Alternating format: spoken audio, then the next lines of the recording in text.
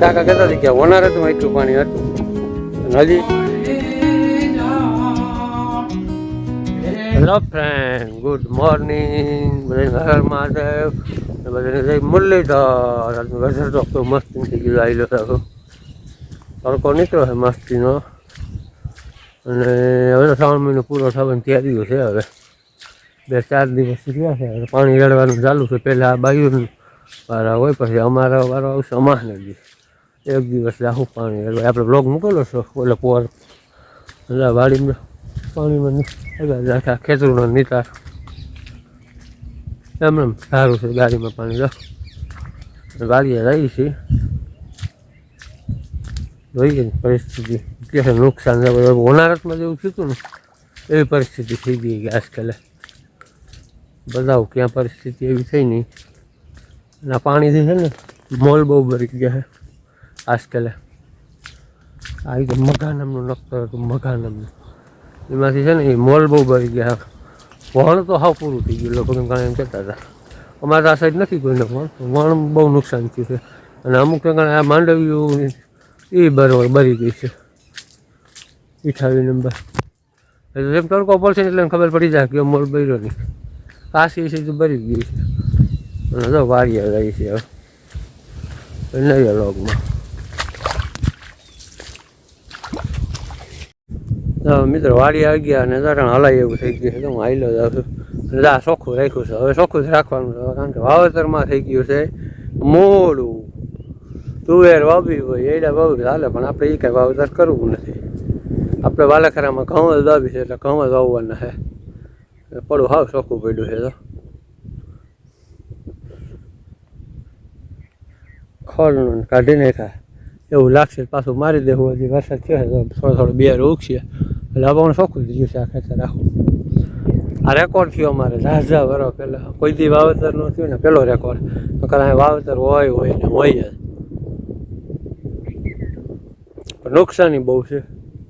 અડી ઓલા ભાઈ વાતો કરતા હતા ને આમ છે ને આમ વાયુ છે ને ચલીને જાય છે આગળ એમ કહેતા હતા. ઓલી વાડીએ કે વાડીએ તમારી બોર છે ને એની માથેથી પાણી જાય છે એટલે બોરે ચલી ગઈ હોય છે. ત્યાં આગળ પુગાય મેં ત્યાંથી કોઈ ભાઈ આગળ આવ્યો ને એમ કહેતો હતો કે મન પૂગ્યો તમારે બોર જોયો નહીં કે ચલીને જાય છે. ચલી જાય ને આવું કંઈ નક્કી ન જ જાય કારણ કે વાયની બાજુમાંથી વાય ચલીને જાય છે, બોર ચલીને જાય. દવા સાથે પહેલાં અમારે પડા લા ફાઈ ગયો થયો ઉકવી નાખશે વાયા. હાલ તો તમે 28 નંબર માંડવી બતાવું. ફૂઈની છે ને બાજુમાં અમારે ભેમો આવી બીજો 1 દી બરાબર મળે ને ભેમો આવી ગઈ. થાંભલા હલાવી નહીં ખાય બધા. એને પાછા રિપેર કરવા પડશે. જીંજવામાં વાત કરી નહીં કરો તો પાછો આવી ગયો થઈ ગયો.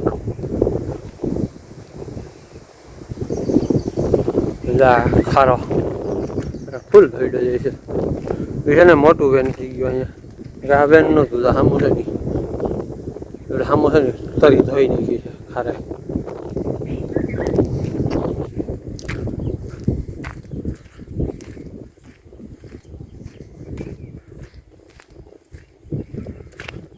જીંજબો થઈ ગયો છે. આમાં વાડ ચાલુ કર્યો છે.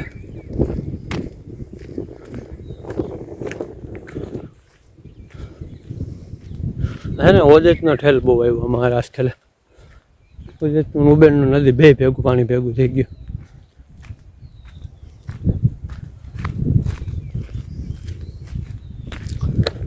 28 નંબર માંડવી છે.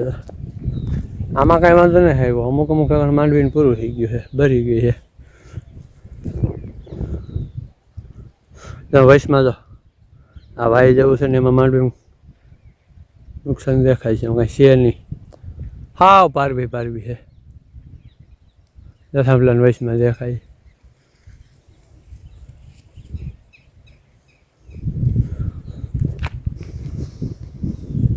અને હવે આપણે જોઈએ આપણી વાય.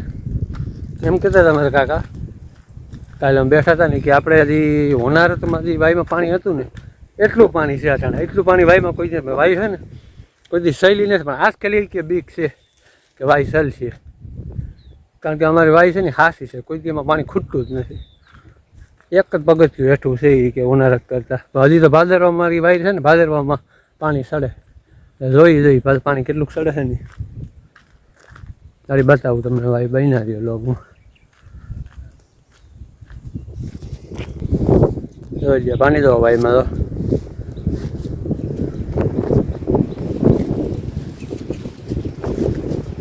અમારે કાકા કહેતા હતા કે હોનારતમાં એટલું પાણી હતું અને હજી ભાદરમાં છે ને પાણી સડે સલશે નહીં એટલે મને વિશ્વાસ છે ભાઈ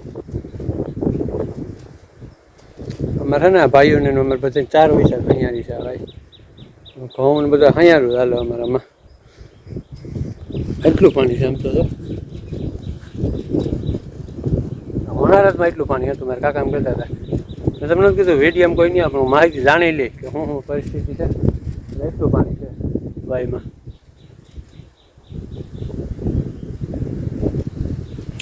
બાકી શકું કરી નાખ્યું છે બધું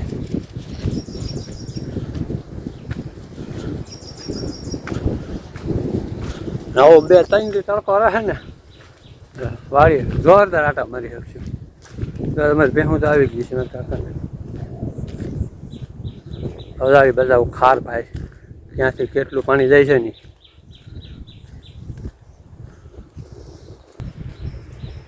થઈ ગયા ખારામાં તો કેટલું પાણી જાય એમ તો આ ઠેઠ હવે અમારે શિયાળામાં છે ને ઘઉંમાં પાણી કાઢી નાખીએ 3, 4 કે 5 ને ઓલા ખાડો છે ને ત્યાંથી આ વેન બહુ મોટું પડી ગયું આ વેન નહોતું સામું છે ને હું તમને દેખાડું બધી માહિતી આપું જો ઓલો સામું કેવું વેન છે એ વેન આવી હાવ એટલે આમ થઈ ગયું આમ થઈ ગયું નકર એ વેન આમ જતું હતું અને પાણી જોયું જાય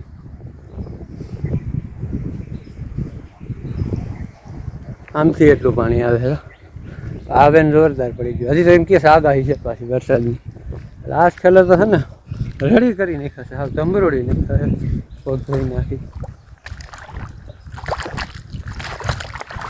કોઈ ભરાય તો રહું ગીરે પૂછતું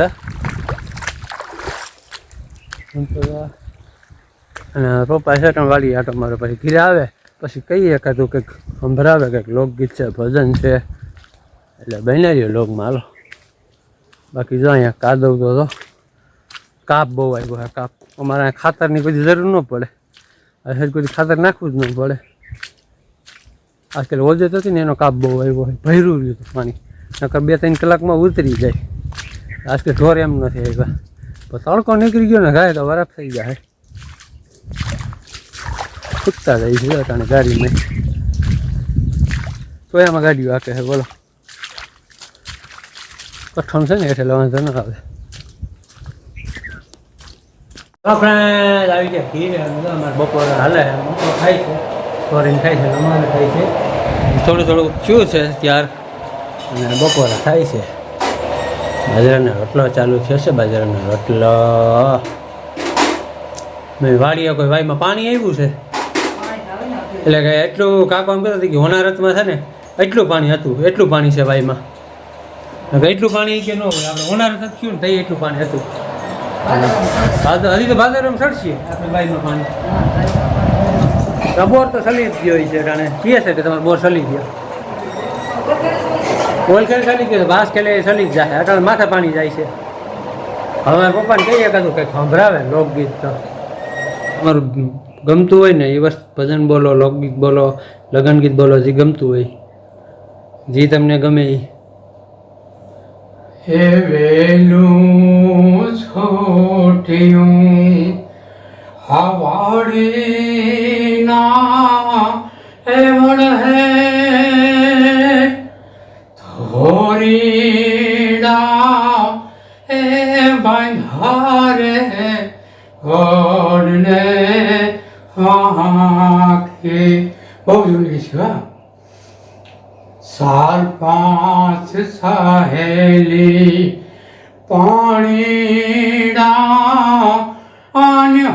અનહાર વચલે અનવારે વીરને ઓળખો ઓળખો ઓળખો આહુને અણહાર બાપને વરાહે વીરને ઓળખો ખાવી વીરા કારમો ઓરિયાન ખાવી વીરા કારમો ઓરિયાન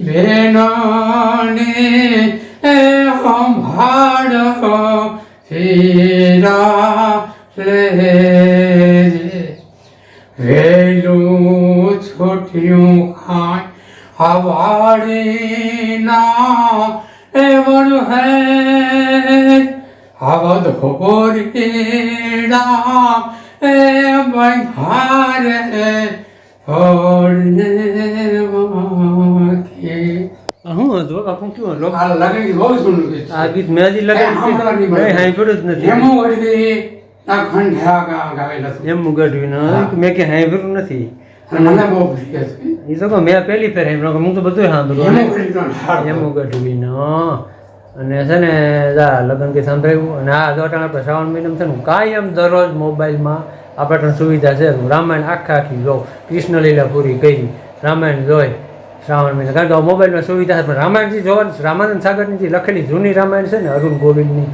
જે એનું પાત્ર બદલ એવી રામાયણ તો થતી અટાણે જે આ ટીવીમાં કંઈક સોનીમાં આવે છે એટલે એ રામાયણમાં ભેળવી જ દે છે એને કેમ પરમિશન આપી દે આવી રામાયણ ઉતારવાની પછી કૃષ્ણ લીલા અમે નવી આવે કાંઈ પણ જૂની જે કૃષ્ણ રામાયણ થાય ને કાંઈ રામાયણમાં છે ને એક 4 પાત્ર છે મને એનો કોમેન્ટમાં ખાસ જવાબ આપજો કે એમાં કેમ બુદ્ધિશાળી હતો રાવણ મોટો બુદ્ધિશાળી હતો કે વિભીષણ મોટો બુદ્ધિશાળી હતો કુંભકર્ણમાં બધું બુદ્ધિ હતી તો મેઘનાથનો બધું બુદ્ધિ એ કોમેન્ટમાં જરૂર કહેજો કે એનો જવાબ હાસો છે ને હું એનું કોમેન્ટનું નામ દઈ દઈ કે આ ભાઈ મને હાસો જવાબ આપ્યો અને પાછું એનું નામ અને હું કહી કે કોઈનું હાસું પડ્યું અને જો તમારે કોઈનું હાસું ન હોય તો એમ કહી કે આ બુદ્ધિશાળી બધું હતું એટલે વિડીયો સારો લાગ્યો લાઈક કરજો શેર કરજો અને સબસ્ક્રાઈબ કરજો હર હર મહાદેવ